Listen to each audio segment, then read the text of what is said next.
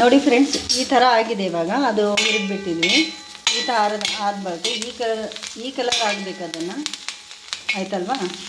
ಇವಾಗ ಮಧ್ಯದಲ್ಲಿ ಸ್ವಲ್ಪ ಮೀಡಿಯಮ್ ಫ್ಲೇಮ್ ಇಟ್ಕೊಂಡು ಇವಾಗ ಮಧ್ಯದಲ್ಲಿ ಇನ್ನೊಂದು ಸ್ಪೂನ್ ಆಯಿಲ್ ಹಾಕಬೇಕು. 1 ಸ್ಪೂನ್, ತುಂಬ ಬೇಡ, 1-2 ಟೇಬಲ್ ಸ್ಪೂನ್ ಹಾಕ್ಬೋದು. ಹಾಕಿದರೆ ಇದು ಇದೆಯಲ್ವಾ, ದೊಡ್ಡ ಗಾತ್ರದಲ್ಲಿ ಒಂದು ಈರುಳ್ಳಿಯನ್ನು ಕಟ್ ಮಾಡ್ಕೊಂಡು ತೊಗೊಂಡಿದ್ದೀವಲ್ವ, ಅದನ್ನು ಸೇರಿಸ್ತಾ ಇರಬೇಕು ಇದಕ್ಕೆ.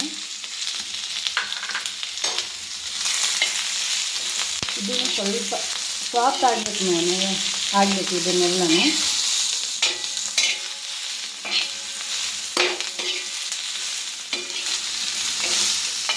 ಇದ್ರ ಮಧ್ಯದಲ್ಲಿನೇ ಸ್ವಲ್ಪ ಸಾಲ್ಟ್ ಹಾಕ್ತಾ ಇರಬೇಕು. ಸ್ವಲ್ಪ ಸಾಲ್ಟ್ ಹಾಕೋಣ ಇದಕ್ಕೆ.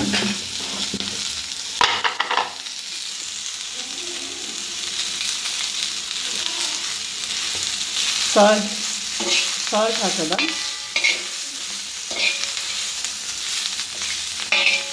ಏನಕ್ಕೆಂದರೆ ಸಾಲ್ಟ್ ಎದಕ್ಕೆ ಹಾಕೋದಂದರೆ ಸ್ವಲ್ಪ ಜಲ್ದಿ ಸಾಫ್ಟ್ ಆಗುತ್ತೆ, ಹಾಗೆಯೇ ಟೇಸ್ಟ್ ಕೂಡ ಚೆನ್ನಾಗಿರುತ್ತೆ ಅದು ತಿನ್ನುವಾಗ.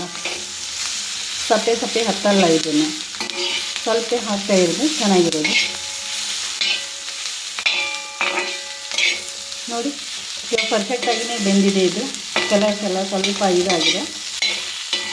ಇದೇ ಥರನೇ ಆಗಬೇಕು. ಇದನ್ನು ಬೇಕಾದರೆ ಇನ್ನೂ ಸಾಫ್ಟ್ ಮಾಡ್ತಾಯಿದ್ರೆ ಸಾಫ್ಟ್ ಮಾಡಿ, ಅದೇನು ಪರವಾಗಿಲ್ಲ.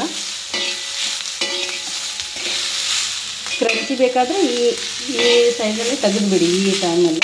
ಇಲ್ಲ ಇನ್ನೂ ನಮಗೆ ಸಾಫ್ಟ್ ಬೇಕಂದರೆ ಇನ್ನೂ ಸ್ವಲ್ಪ ಆಯಿಲ್ ಹಾಕಿ ಸ್ವಲ್ಪ ರೋಸ್ಟ್ ಮಾಡ್ಕೊಳ್ಳಿ. ಜಾಸ್ತಿ ಹೆಚ್ಚಾಗಿ ರೋಸ್ಟ್ ಮಾಡ್ಕೊಳ್ಳಿ, ಚೆನ್ನಾಗಿರುತ್ತೆ ಅದನ್ನು.